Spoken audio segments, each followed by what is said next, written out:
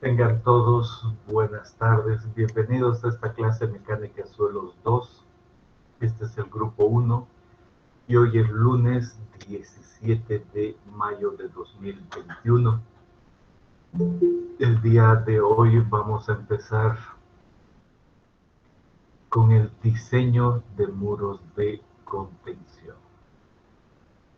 En algún momento van a poder preguntar aspectos asociados con las mismas fuerzas. Vayamos a la presentación.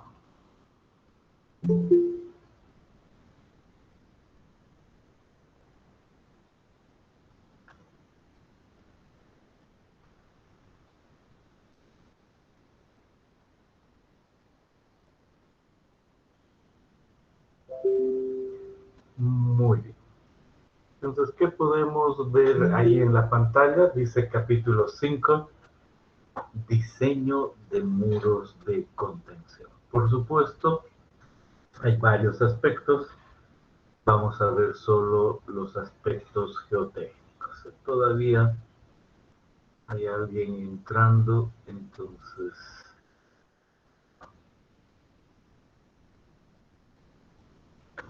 espero un instante. Vamos bien. Entonces, ahora sí.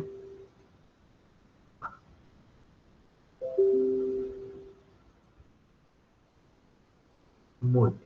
¿Qué tengo ahí? Un muro. Y aquí también un muro. Noten que ha cambiado ese muro con relación a simplemente la línea que tenía antes. En la realidad, si yo pongo una tabla estaca, pues esta se voltea y listo. Tiene que tener un cierto volumen. Y el primer tipo de muro es el muro de gravedad. Entonces, si aquí pongo mampostería o hormigón, pero sin fierro, este va a tener un cierto peso y cuando calcule el esfuerzo lateral del capítulo anterior, pues esto no se va a mover y va a funcionar bien. Y de eso se trata, de diseñar los muros. Y los tipos de muro, el primero es el de gravedad. Este siguiente es uno de semigravedad, en que ya tiene menor volumen y por eso se desarrollan ciertos esfuerzos diferentes y ahí se necesita la armadura. Por supuesto, el diseño del hormigón es cuestión de otra materia, ¿no? Primero necesitan llevar hormigón armado y luego, cuando vean Fundaciones 2, van a poder aplicar eso para terminar en la armadura y el mismo hormigón armado. Entre tanto, vamos a ver cómo hacer el diseño geométrico, que también se le puede decir diseño geotécnico. Muy bien. La idea de este muro de gravedad es también esta. Aquí se tiene el relleno, el suelo que empuja, y aquí lo que se ha construido es un volumen de mampostería, sirve y aguanta el esfuerzo que vaya atrás. Una foto de eso es esa de ahí, dice, aquí hay un muro, se excava, ahí ha quedado el suelo, este actúa sobre el muro y el muro que se pone es este de ahí. Entonces ahí a esto se refiere con un muro de gravedad. Este también es un muro de gravedad, con la misma idea, ¿no? Aquí hay una base de hormigón y aquí arriba mampostería. Ese es también un muro de gravedad. O puede ser la misma base abajo y la otra porción arriba. La clave es que ese es un muro de gravedad. Un segundo.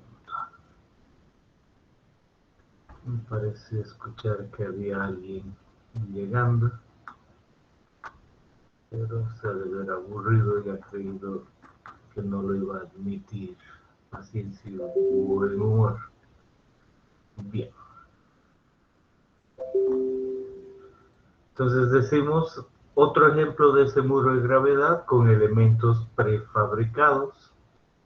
Aquí se nota mucho más claro, ¿no? Lo prefabricado de ese elemento y es cuestión solo de armar. Entonces uno termina con un muro de gravedad. Otro ejemplo de lo mismo, ¿no? Aquí se está colocando, se va a colocar un relleno y entre tanto aquí se están colocando piezas prefabricadas y te voy a terminar en un muro. A veces pueden ser esas piezas prefabricadas de esta manera y tener algo en el centro, a veces pueden ser de esta forma y a veces se aprovecha de colocar una malla entre medio y esa malla pues aumenta la resistencia detrás. Por ejemplo, en incremento de esfuerzos hemos visto el método de Westerhard y hemos dicho podría ser una pequeña capa de arena, pero también podría ser una malla de ese estilo. Y ahí se entiende que uno va construyendo el relleno junto con el muro y ahí de esa manera aparece la malla. Pero bueno, eso es posible. Y un muro mucho más local es ese de ahí. Vean la altura de la persona. Entonces nos ayuda a ver la altura aquí. Un camino, otro arriba. Entonces uno corta y construye ese muro. Visto de otro lado, ahí está el muro, que no tiene fierro, la base, y este es un muro de gravedad. Y del otro lado, lo propio, ¿no? Ahí está el hormigón, aquí la base y nada de fierro. Para que haya algo de mejor contacto se ha dejado esas piedras para unir este cemento con este de acá y se ha formado el muro de gravedad. Y detrás el relleno y ese es un primer tipo de muro. Perfecto. Entonces, con relación a este tipo de muro, ¿tienen alguna pregunta? Solo como tipo, ¿no? Es lo primero que hemos visto.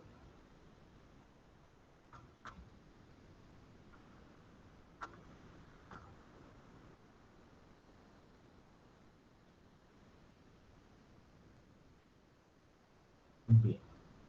¿Qué otro tipo de muro se puede construir? Un muro de este estilo, en el que ya haya más armadura y que sea más esbelto. Al ser más esbelto, los esfuerzos que hay atrás producen ciertos esfuerzos que hacen necesaria esa armadura. Con respecto al hormigón, no nos metemos, simplemente decimos que eso viene a futuro en otras materias, entre tanto, solo entendamos cómo puede ser ese otro tipo de muro. En primer lugar, la idea de que hay una armadura. No importa que esta foto sea exactamente eso o no, pero la idea de que hay fierro, ¿no? Ese es lo primero que vemos acá. Y muchas veces esos muros son prefabricados, entonces miren aquí, se ha cortado y se coloca las porciones del muro y a eso se refiere este segundo muro. Es un muro tipo ménsula, así se llama. El primero es gravedad, puede ser semigravedad, y este es un muro tipo ménsula. Y uno ve la base y ve adicionalmente la sección aquí, la altura, y vamos a ver cómo se puede dimensionar aquello. Otros muros como tipo son los muros con contrafuertes. Igual, hormigón, entonces uno mira esa sección y dice es el tipo ménsula, pero se le agrega los contrafuertes. Y esos contrafuertes lucen así, ¿no? Entonces igual prefabricados es el muro, ahí están los contrafuertes Esos contrafuertes pueden entrar del lado del relleno o fuera, y así son con contrafuertes exteriores o con contrafuertes interiores. Y ahí tenemos otra vez una foto que muestra aquello. Entonces se nota claramente la idea de que esto es prefabricado, necesita grúas para montarse, y aquí está la placa y están los contrafuertes. Se nota que de este lado no se nota nada, solo ese es un muro con contrafuertes, ¿no? Entonces uno dice, posiblemente después el relleno venga aquí, como es una foto de internet no importa, solo es la idea de un lado, y en este otro lado lo propio el relleno acá. Entonces estos son contrafuertes internos, ¿no? Esos de ahí, y posiblemente estos los se pone de este lado el relleno internos, y aquí tal vez estén por este otro lado el relleno, no es una foto de internet cualquiera. Entonces esos son externos. Sea como sea, esos son muros de contención. El hormigón mismo, otra materia, pero la fuerza detrás y el diseño geométrico es lo que se conoce como el diseño eh, geotécnico, y eso es lo que nos corresponde ver ahora. Muy bien, ¿hasta ahí alguna pregunta?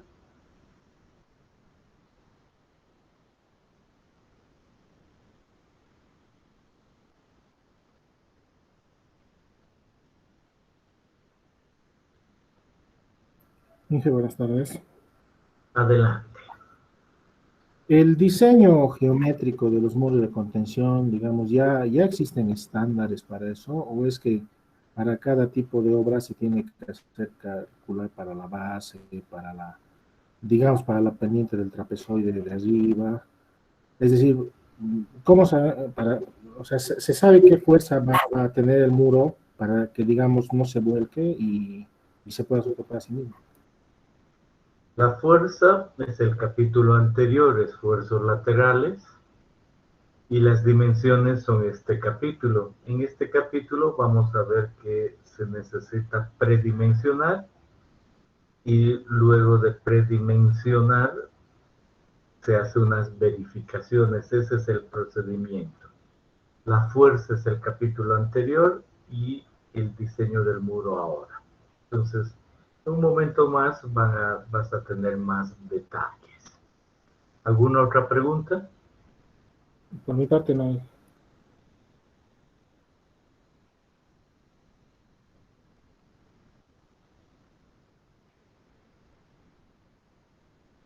Bien.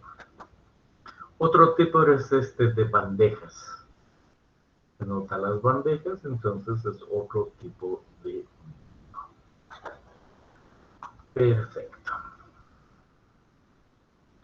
Y existen otros tipos de muro como este, que no vamos a ver para nada, pero si uno construye algo así y mete el relleno entre medio, también son ciertos tipos de...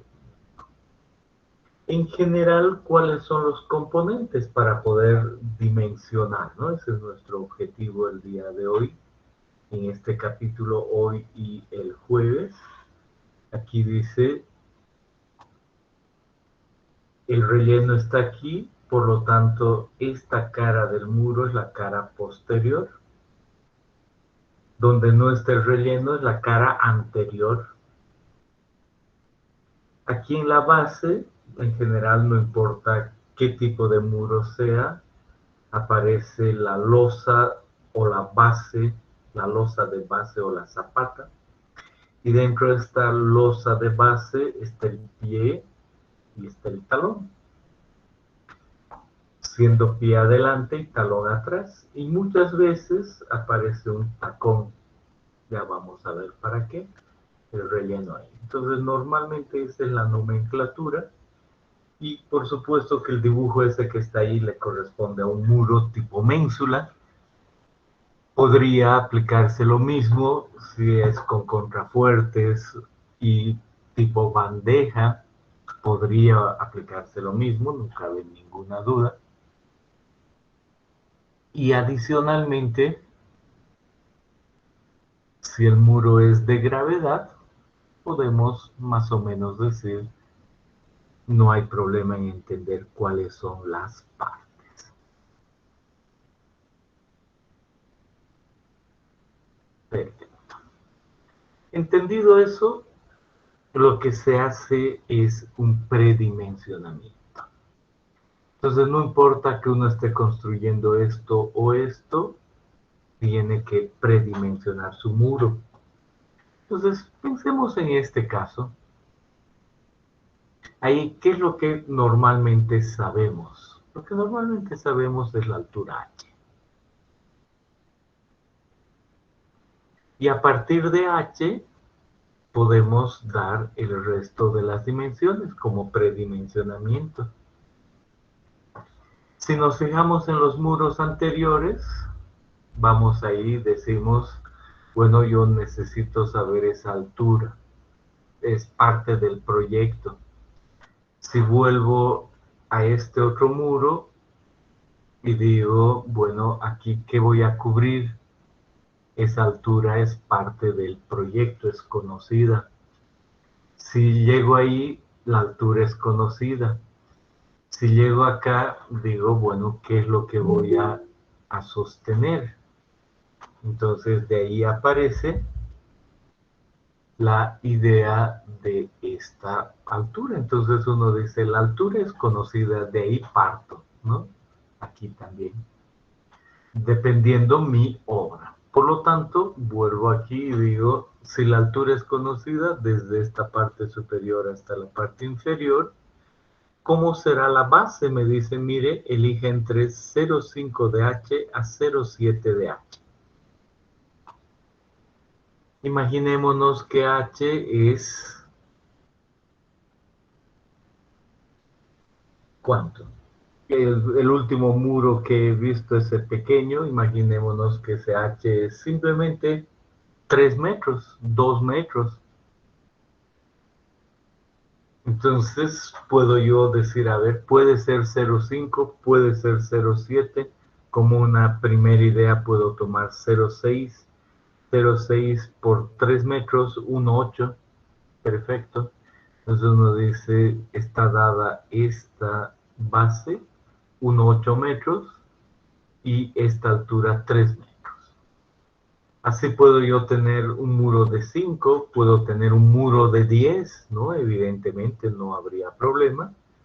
Y ahí está predimensionada la base. Puedo además, necesito saber esta dimensión. Ahí dice 0,1 de h. Entonces he dicho, si ese es 3 metros, entonces 0,1 de h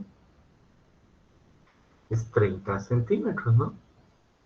Y me dice, esta otra dimensión es también 0,1 de h y esta otra dimensión es 0,1 de h. Entonces, si esto es 3 metros, esto es 1,8, eso es 30 centímetros, 30 centímetros, 30 centímetros, y aquí me dice, esto es mínimo 0,3 metros, 30 centímetros. Y va a ser bueno que haya una cierta inclinación ahí, con esa pendiente de 1 vertical a 0,02 horizontal. Y esa es la idea, no es nada más complejo. Ese uno puede predimensionar un muro. ¿Alguna pregunta hasta ahí?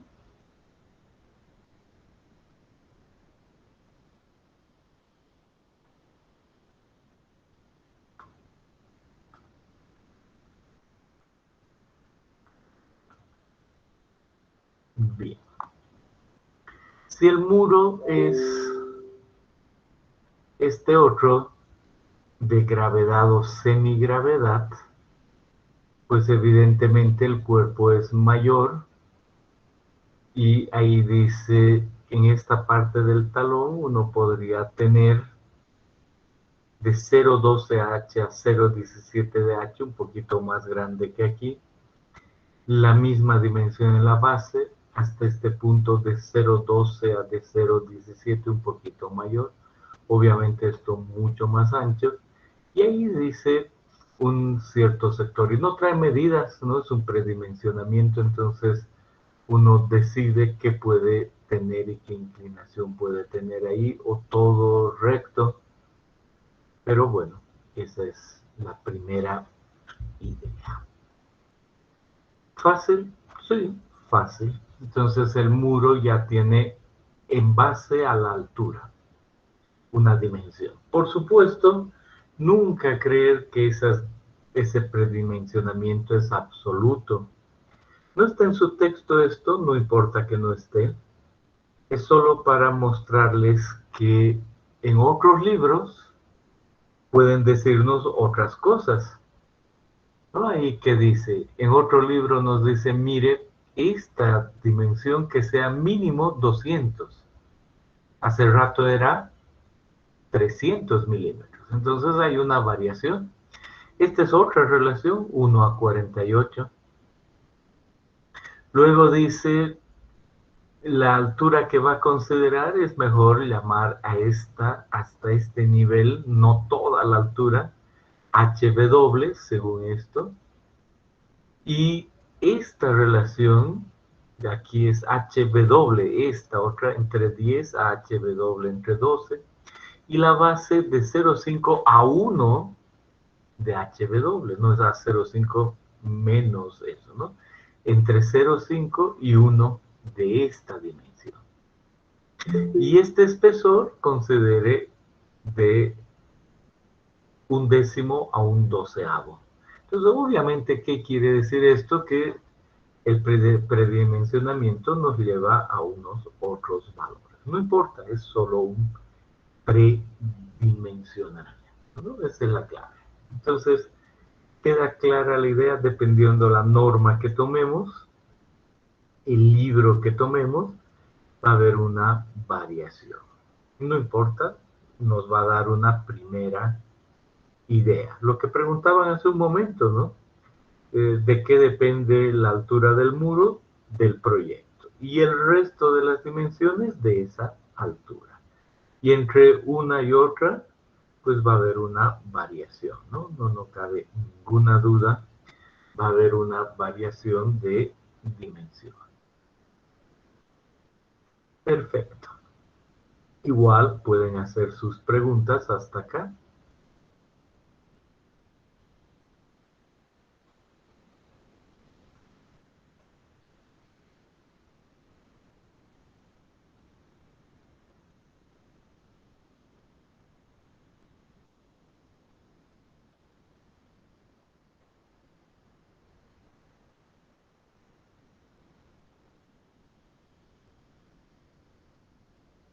Bien.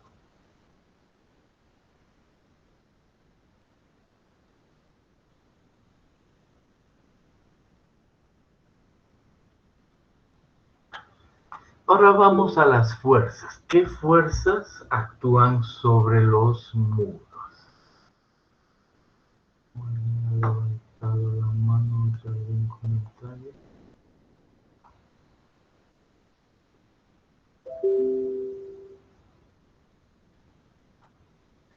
Entonces decimos, vamos a probar ranking. A ver, con todo lo que sabemos de ranking, ¿podría actuar sobre un muro? Y decimos, voy a tomar este muro, entiendo que es un tipo ménsula. Entiendo que hay un relleno inclinado, aquí está la inclinación del relleno. Y entiendo que en esta superficie hay contacto entre hormigón y relleno, por lo tanto hay fricción, es obligatorio. Entonces, de entrada, no podría utilizar ranking en este muro. Por eso, uno en este tipo de muros y en este tipo de cálculos va hasta el talón. Este es el pie, va hasta el talón y en el talón tiene un punto A. En ese punto A levanto una vertical hasta donde llegue el relleno y dice, bueno, en esta parte hay fricción entre relleno y relleno y no está el muro, entonces puedo yo pensar que no hay fricción en este sector entre muro y relleno. Cumple con la hipótesis. Es vertical. Perfecto. Entonces digo, muy interesante. Yo puedo calcular la fuerza que actúa aquí y puedo utilizar Rankin. Entonces había visto eso y no hay problema. Puedo usar Rankin. Excelente. Entonces si puedo eso, el suelo empuja al muro y puedo yo saber la fuerza.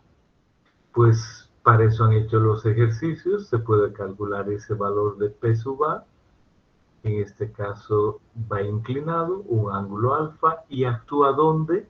A h tercios. ¿Qué es h? La altura del muro. No, tiene que ser la altura del punto A al punto B, obviamente, ¿no? Porque ahí estamos diciendo que actúa.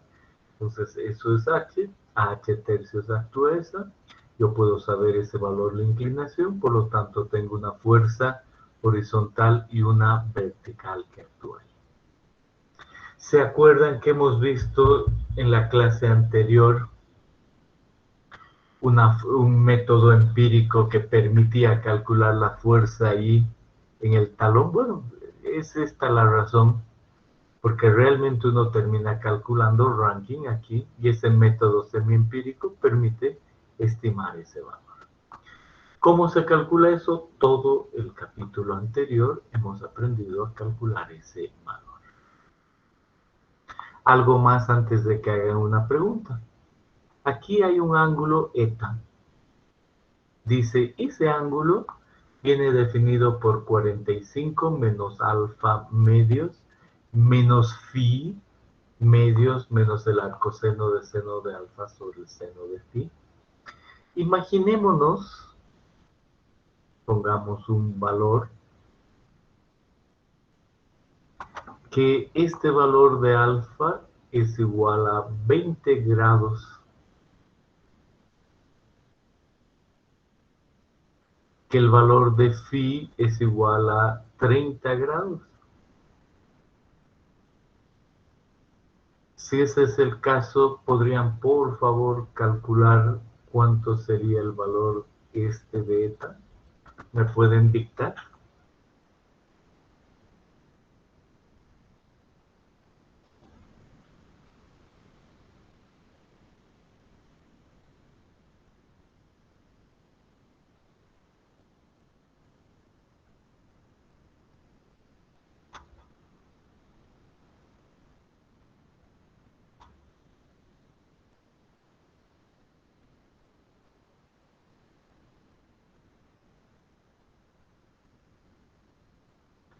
¿Cuánto les sale?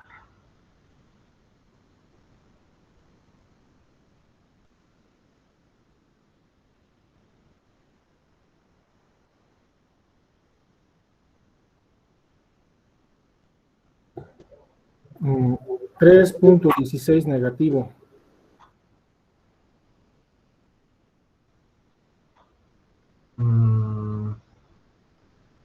Podría salir, pero la dudo. ¿Alguien más o puedes tú mismo volver a calcular?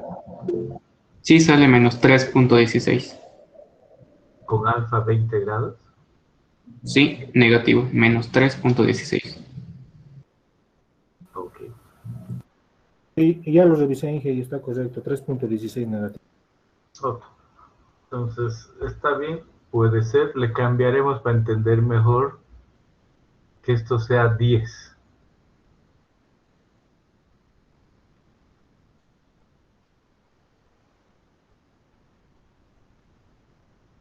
$14.68.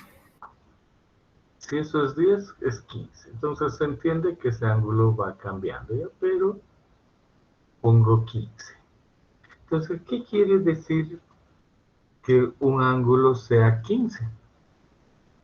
Quiere decir que de aquí a aquí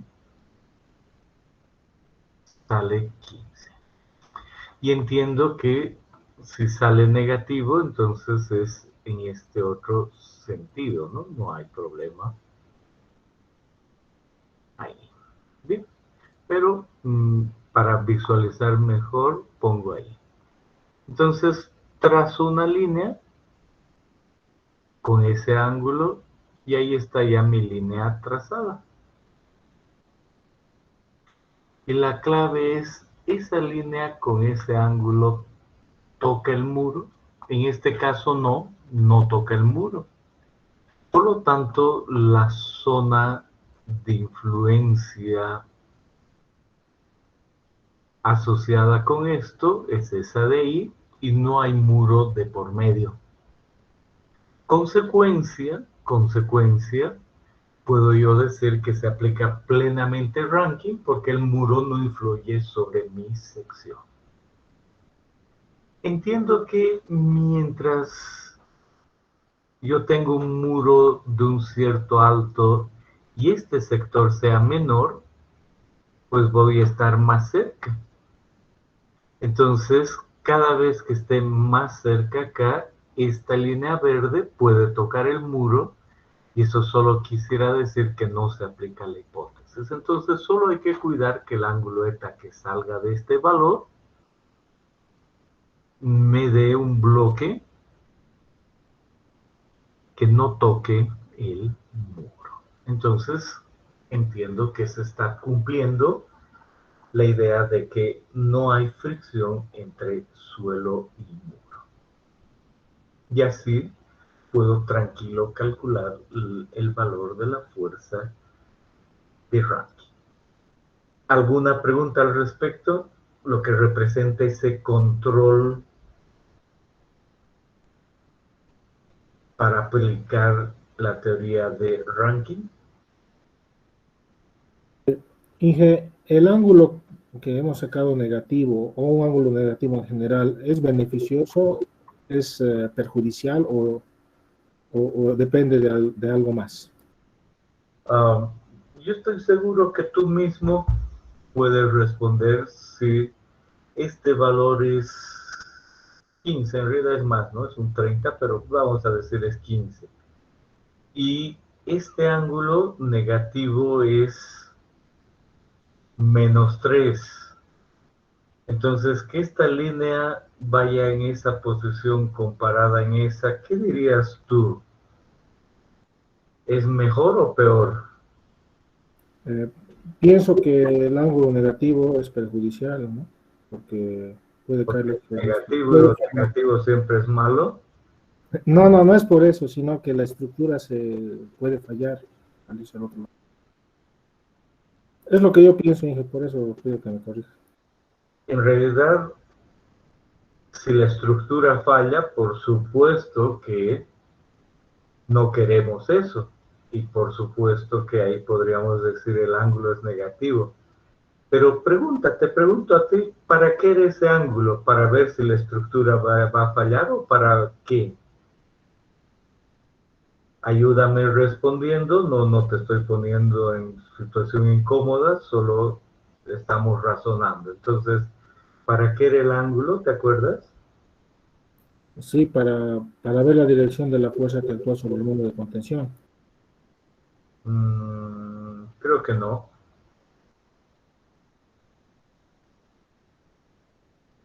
Era para ver si es que había fricción entre muro y suelo que afectaba. Entonces está relacionado con que yo he tomado esta superficie y me pregunto, ¿esta superficie realmente tiene efecto del muro?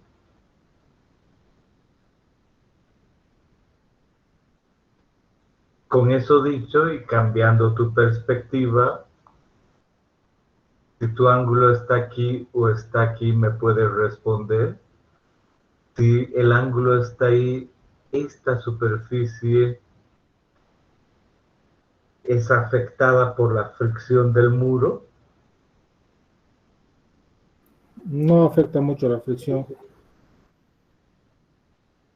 Y ahí viene la idea. Entonces, cuando está aquí la línea comparada a esa, ¿esta es más favorable o menos favorable?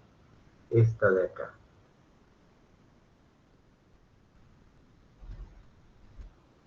Eh, bueno, tal vez, no sé si estoy equivocado, A mayor inclinación, mayor fricción, ¿no? Entonces, podríamos decir que la línea roja nos, nos beneficia más. Claro, es interesante los términos que mencionas, a mayor inclinación, mayor fricción, pero ese es el concepto aquí, a mayor inclinación, mayor problema. No, El concepto aquí es que ese ángulo nos ha definido una zona y si esa zona toca el muro, no podemos aplicar la hipótesis.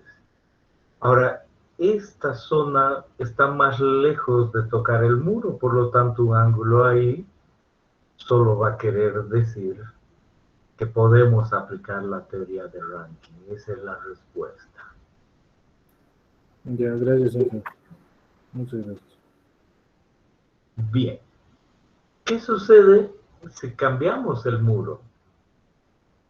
Si tenemos nosotros un muro de gravedad y al final tenemos el punto A, subimos igual desde el talón y aplicamos lo mismo, podemos hacer ese cambio. Y obviamente me pregunto, otra vez calculo este ángulo y digo, me ha dado una zona, toca el muro, me olvido siempre de la parte inferior, como si no tocara, y ahí otra vez la respuesta. No es independiente del tipo de muro, el hecho de tener ese ángulo. Entonces, en un muro de gravedad o tipo ménsula, puedo yo poner al final esa, ¿no? Y calcular Rankine, porque en ese sector no hay fricción. Por supuesto, me interesa hacer los cálculos. Y ahí aparece un ejemplo 6.1 y dice, en este caso, ahí está el muro, aquí se tiene la fuerza y voy a hacer el cálculo en esta línea. Entonces, el relleno con una carga y utilizando el método de Rankine, ¿puedo calcular yo la fuerza aquí? La respuesta es sí. Y en el ejemplo 6.2, si cambio la situación y hay agua, ¿puedo yo calcular la fuerza aquí? Puedo, por supuesto. Y en ese sentido, el método de Rankine me ha servido. Perfecto. Entonces vamos a decir que es exactamente lo que tenía antes. Entonces no están obligados a hacer el ejemplo 6.1 y 6.2, solo vean que existe. El 6.1 y el 6.2 es lo mismo. Pero entiendo cómo podría calcular la fuerza de Rankine en el muro. ¿Verdad que sí? Bien. ¿Preguntas?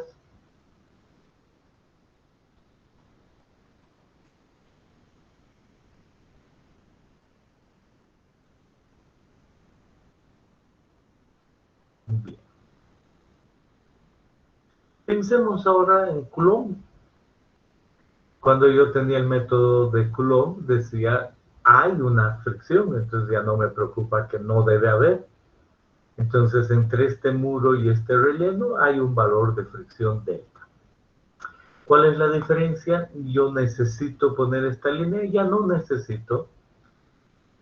Olvido esta pequeña porción y digo la inclinación de este muro es esta de ahí y tiene el ángulo delta. Por lo tanto, la fuerza no actúa aquí, no necesito que actúe ahí. Actúa directamente sobre la cara del muro, PA de Coulomb, y digo, como siempre, a h tercios del muro y de la perpendicular un ángulo delta.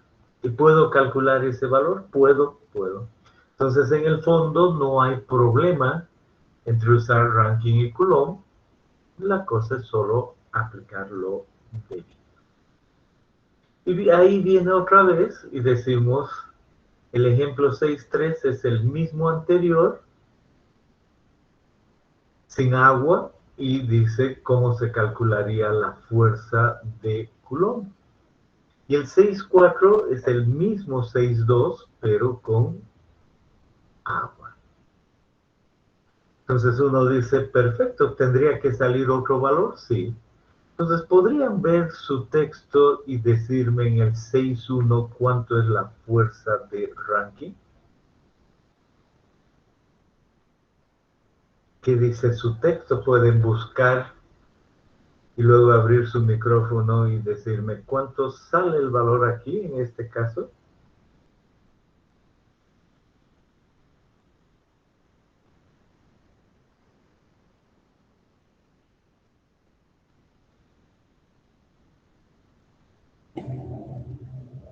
$310.39 kilonewtons. Perfecto.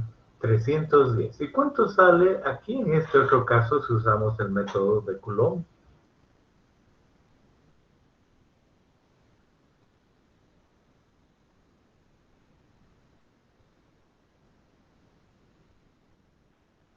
$376. 376. ¿Está bien eso? ¿Está bien? Está muy bien. Actúan en diferentes puntos. Tienen diferente inclinación. Uno es el método de Rankine y el otro es el método de Coulomb. Ahora, en este caso, ¿cuál ha salido mayor?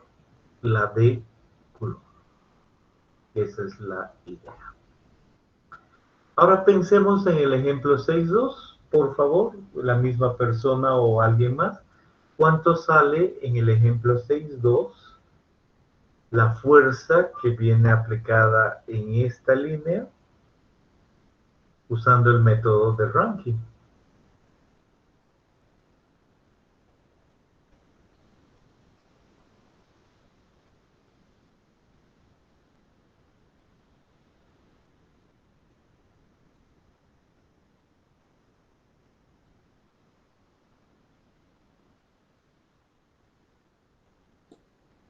$245.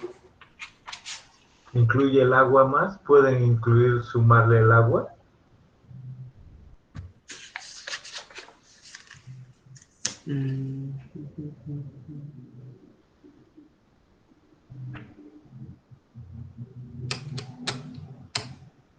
Estimado, no en detalle. 240. Okay. En total 240, ¿seguro? Porque no hay que olvidarse que aquí era 310 más o menos, ¿no?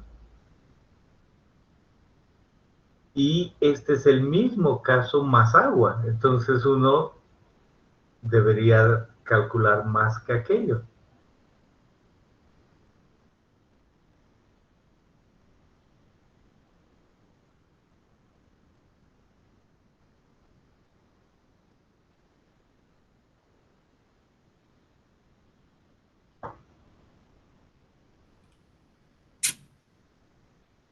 Busquen con calma, es para todos, no es que esperemos a ver qué encuentre uno.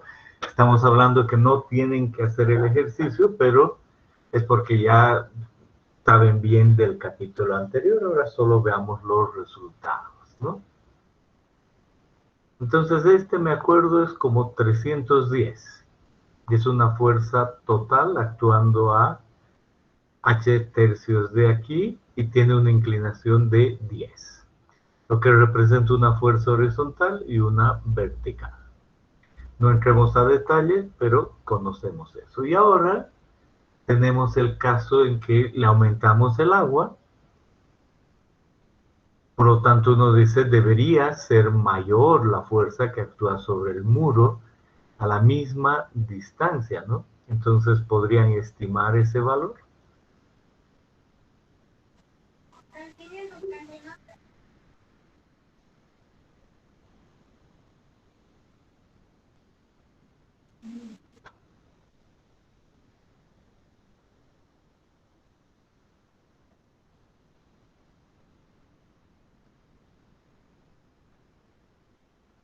$323.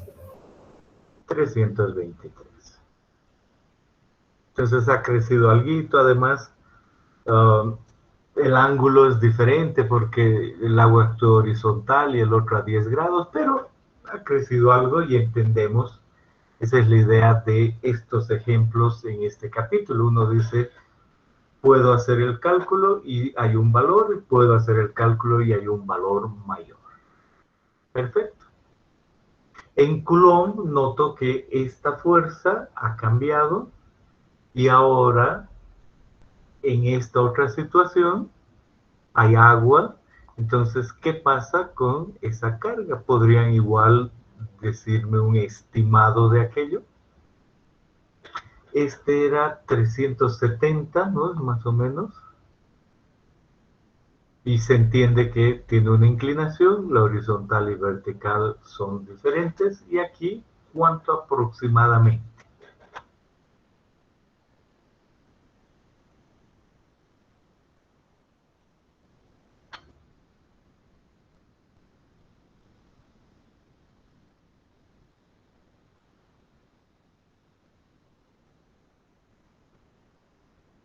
$383. Ok, entonces ha aumentado un poco y ha subido a ese valor. Perfecto, lo que quiero decir con esto es que estamos comparando y que se puede aplicar al muro cualquiera de las fuerzas, solo hay que entender dónde actúa en el muro. Es un asunto del anterior capítulo principalmente, pero con la salvedad de lo que hemos aprendido hoy en cuanto a la posición para cumplir las hipótesis. Y no pueden ser los mismos valores, por supuesto. Muy bien. Entonces, una vez conocido el muro y conocido y la idea de que podemos calcular las fuerzas, lo que realmente hay que hacer es verificar el volteo, el deslizamiento, la capacidad de apoyo, el asentamiento y la estabilidad del conjunto. ¿Qué quiere decir eso? No está exactamente en su texto esta gráfica, pero no importa, es solo para entender lo que hay que verificar. Dice una condición A, una B, C, D, E y F, y eso involucra, si agrandamos un poquito, que el muro puede deslizarse. Si se desliza mucho porque hay un empuje lateral, no va a servir, hay que cambiarle las dimensiones. Que el muro puede voltearse. Con respecto a un punto, puede voltearse. Si se voltea, chau todo. Adicionalmente, aquí quiere decir que hay agua abajo y hay que tener cuidado. Eso va a involucrar, por un lado, la capacidad de apoyo, ¿no?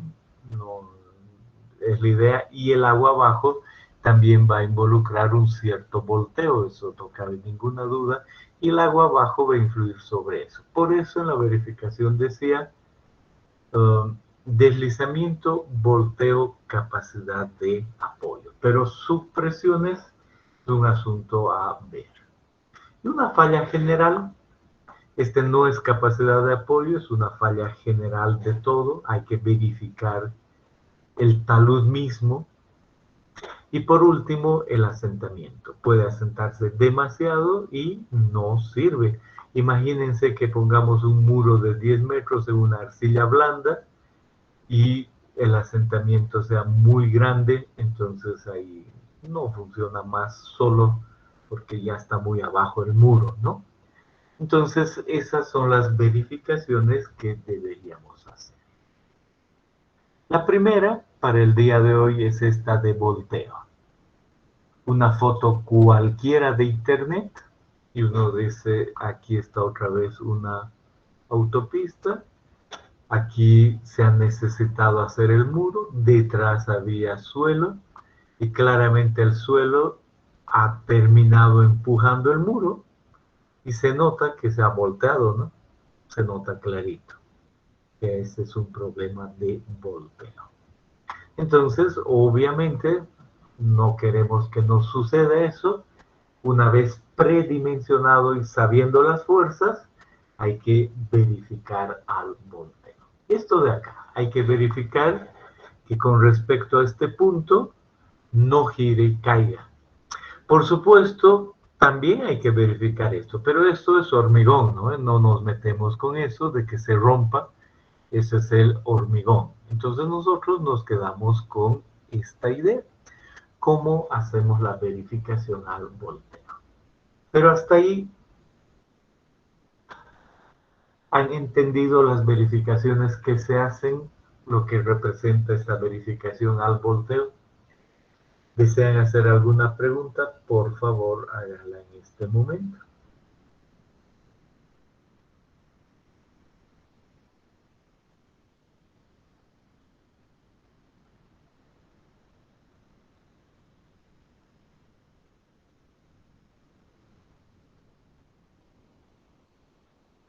Bien.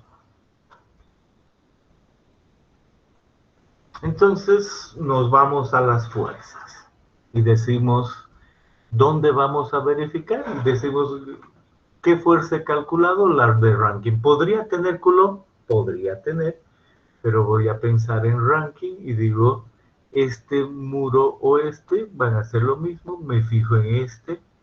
Tengo yo las dimensiones, la altura h, tengo la base, tengo esta distancia, esa otra, y quiero poner las fuerzas aquí. Ya he entendido cómo hacer la verificación, cómo calcular P sub A, y de ahí entra P sub H y P sub B, y son conocidas. Bueno, ahora resulta que puede voltearse con respecto a C, por lo tanto me queda claro que el pH produce volteo. Si hay agua por debajo, hay una fuerza F que puede ayudar al volteo, la subpresión. Y hay un peso aquí, tanto del concreto como del suelo, que ayudan a que eso no se voltee, ¿no? Eso es básicamente las fuerzas que actúan. Esta fuerza del agua aquí abajo es la que yo he aprendido a calcular en Mecánica de Suelos 1, capítulo 4. Ahora solo yo diría, si el nivel de agua está aquí y fluye hacia este otro nivel, hay una red de flujo. Por lo tanto, aquí abajo, he aprendido en el capítulo 4 de Mecánica de Suelos 1, yo puedo poner el punto A, el punto B, y puedo calcular esa fuerza U, y eso aprendió que es el área del diagrama de presión del fondo. Pero puedo estimar, y hacer un estimado burdo. Si es que yo digo en este punto B, el nivel de agua es este, sé que no es exactamente, pero un estimado. Y en el punto A, el valor es este. Sé que de ahí se ha movido hasta acá y ha habido 2 caídas de potencial, pero si le pongo eso estoy siendo conservador. Y si al otro lado digo, de aquí a aquí hay una caída de potencial todavía, pero si le pongo ese valor, ahí ese es también un poquito diferente. Pero igual puedo tener estimado ese valor y este.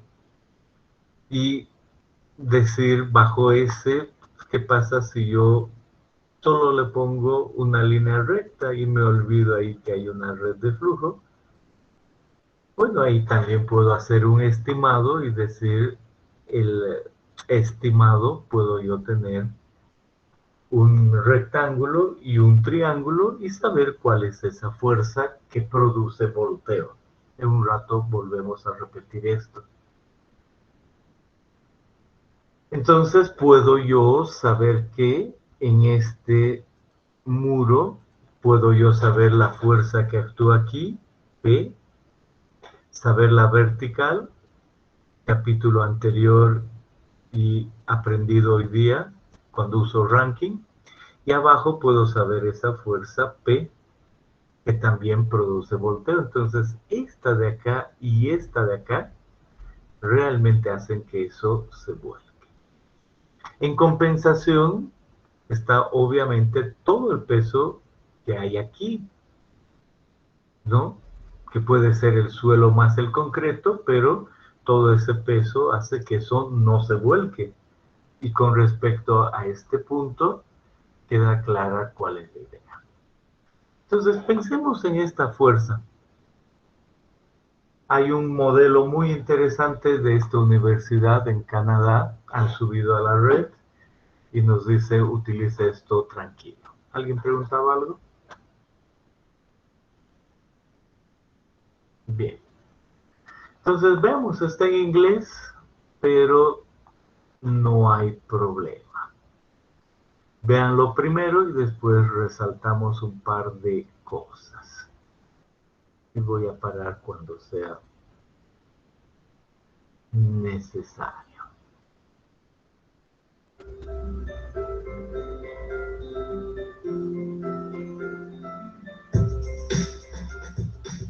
Retaining walls serve the important role of holding back soil and rock, just as dams hold back water.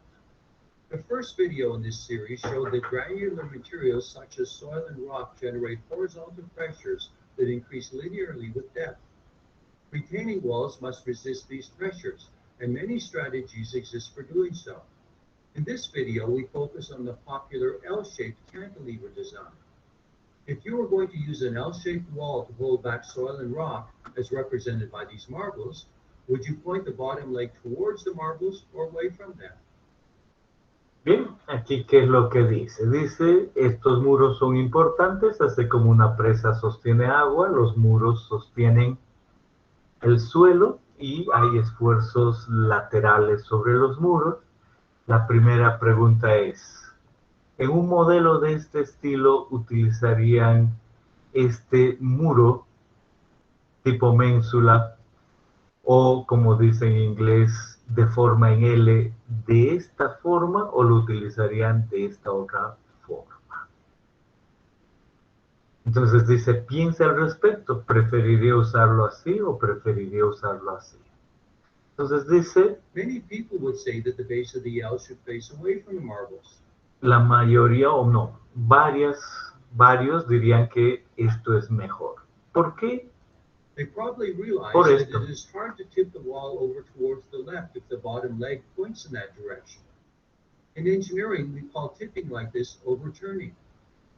If the bottom leg points the other way around, it is easy to make the wall overturn. So easy, in fact, that I can do it with just a puff of air. It looks like a Entonces, por esa idea de el volteo, que incluso de un lado puede incluso con solo soplar caer, uno preferiría en primera instancia poner el muro así, es lo que dice este experimento. case is closed. Or is it? Before we declare a final verdict, let's use the model to find out what happens when the bottom leg points to the left, away from the marbles. As we add marbles, we discover that the horizontal forces they produce create yet another mode of failure, namely sliding of the wall. Primera idea, dice, cuando se ponen las canicas ahí, a los 3 centímetros aproximadamente, por supuesto, ya podemos ver que hay un otro tipo de falla, el deslizamiento, ¿no? Entonces hay un empuje y ahí se desliza. Primera idea de cómo se comporta un muro. And this occurs when the marbles reach a depth of 3 centimeters. In the model, we can increase the friction between the retaining wall and the base by placing a rubber mat between them. You will have to do some extra reading if you want to find out how they achieve this end in the Ahora dice, se ha aumentado la fricción poniendo ahí un cierto plástico, una goma, y ahora se prueba y se ve si resiste más o no. real world. As you can see, increasing the friction allows our model wall to support a noticeably greater depth of marbles, but it still eventually fails by overturning. In this case, when the depth Y ahora dice, evidentemente, eso ha ayudado a que no haya deslizamiento. Pero igual termina después, del deslizamiento no es lo principal, termina volteándose y la altura de las canicas, cuando hay mayor fricción, llega a 8 centímetros. is 8 centimeters. Now let's turn the wall around, so its bottom leg points towards the right. decide where the marbles will be placed. We again use a rubber sheet to prevent sliding, and we add some marbles. As before, the marbles generate a horizontal force that depends on the marble depth. You might be surprised that this wall can hold back 11 centimeters of marbles before it overturns. ¿Qué ha sucedido aquí? Igual ha terminado volteándose, ha ayudado mucho la rugosidad abajo para que solo se voltee, y cuando se ha volteado resulta que hay una fuerza mayor. Hay 11 centímetros de esas canicas. Entonces aquí realmente es mejor poner el muro de esa forma. Continúa, ¿por qué?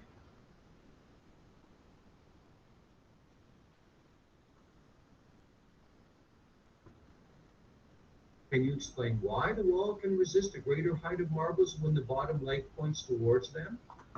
Is there an additional force that comes into play? Entonces dice, no olviden, 8 centímetros aquí y aquí 11 centímetros. ¿Hay alguna razón? ¿Hay alguna fuerza adicional? Recall, the granular materials generate both horizontal and vertical pressures. When the bottom leg is oriented away from the marbles, overturning is resisted only by the weight of the wall itself, and so it overturns easily. When the bottom leg points towards the marbles, the vertical pressure from the marbles. Ahí está.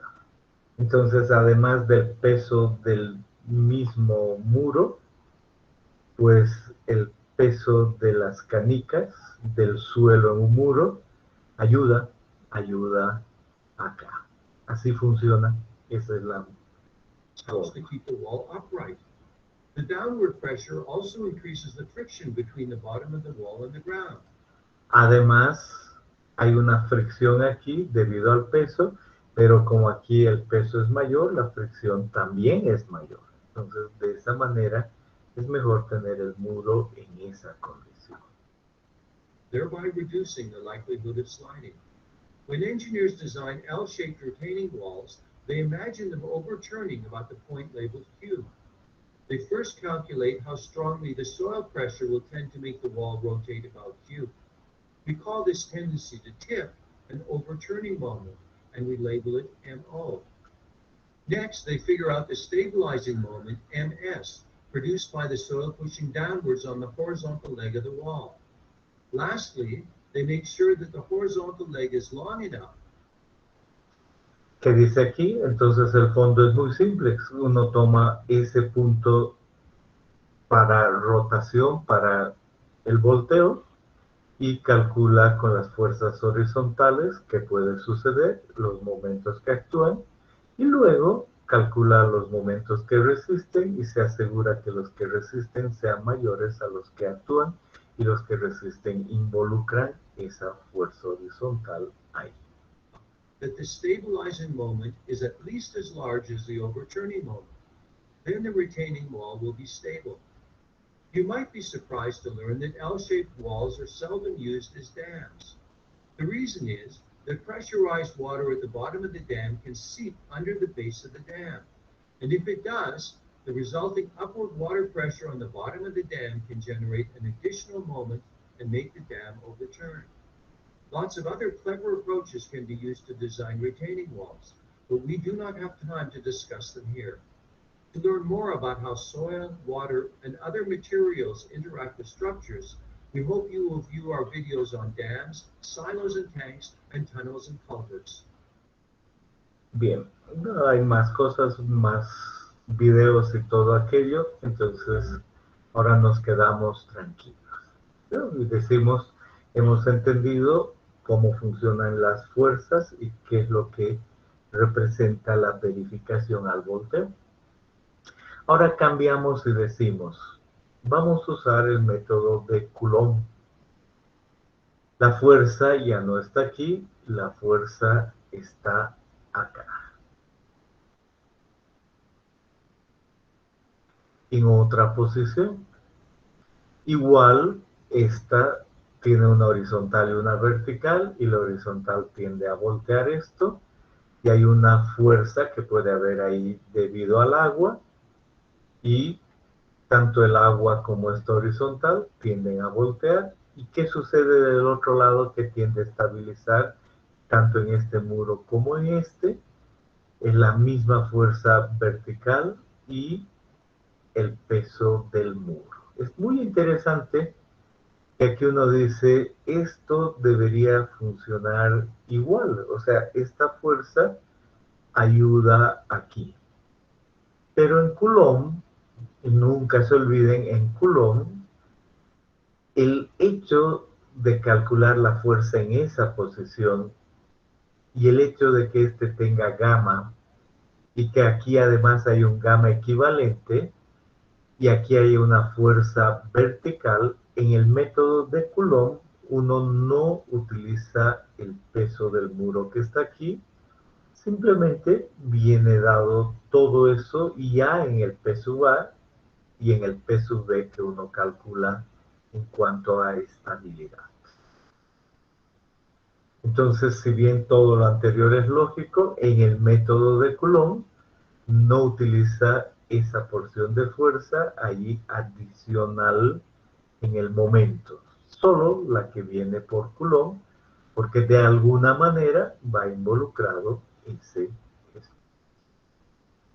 Y el agua, como ya hemos dicho, igual que siempre, o una red de flujo o ver la idea de simplificar la carga que está aquí y la que está ahí y uno puede conocer la fuerza que deja. Entonces, en el fondo, todo se reduce a esto, con el cuidado que acabamos de decir entre Rankine y Coulomb, a comparar los momentos resistentes sobre los actuantes y asegurarnos que el factor de seguridad sea mayor a 1,5, que en general esté entre 1,5 a 2. ¿Y cómo se calculan los momentos resultantes? Todo lo que produce resistencia representa un peso 1, 2, 3, 4, 5, 6, la fuerza vertical, todo lo necesario. No importa que se utilice Rankine o Coulomb, y se calcula el brazo con respecto al punto C.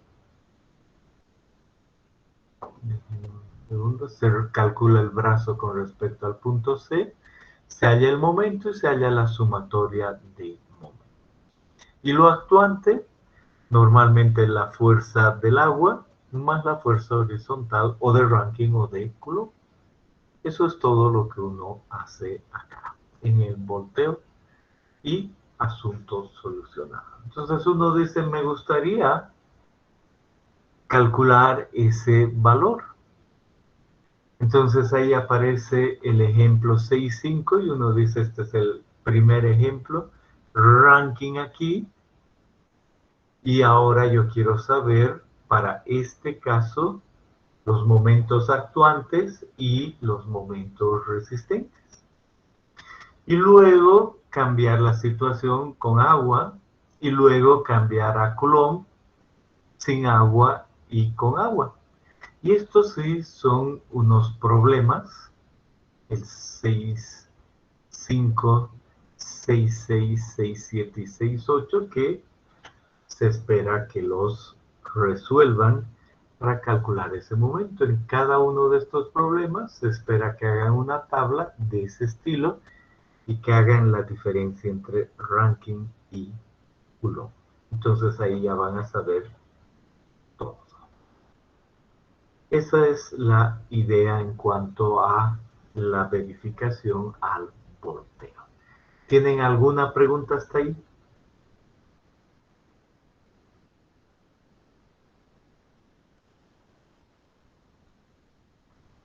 Bien, no se olviden sus ejercicios obligatorios, el 6.5, 6.6, 6.7 y 6.8.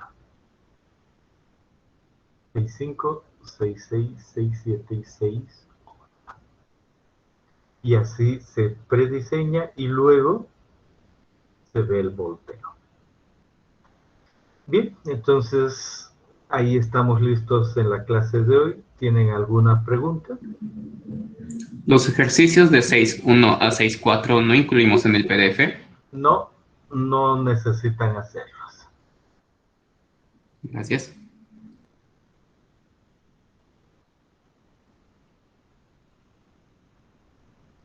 Bien, estamos listos. Tengan una buena semana hasta el jueves. Hasta luego, Inge. Hasta luego, jóvenes.